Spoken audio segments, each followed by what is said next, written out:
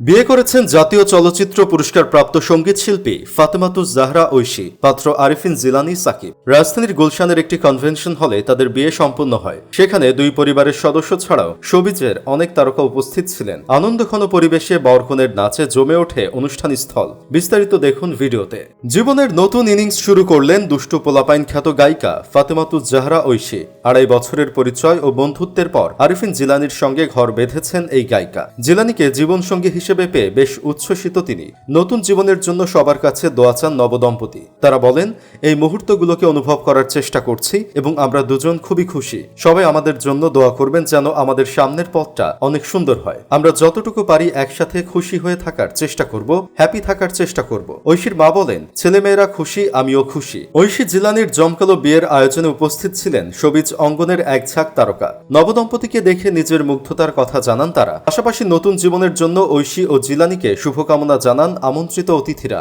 তারা বলেন, তাদের নতুন জীবন যেন অনেক আনন্দের হয় এবং ওদের দুজনের সম্মিলিত সব স্বপ্ন যেন পূরণ হয়। অনেক সুন্দর সে, এমনি অনেক সুন্দর দেখতে, মন থেকেও অনেক সুন্দর একজন মানুষ।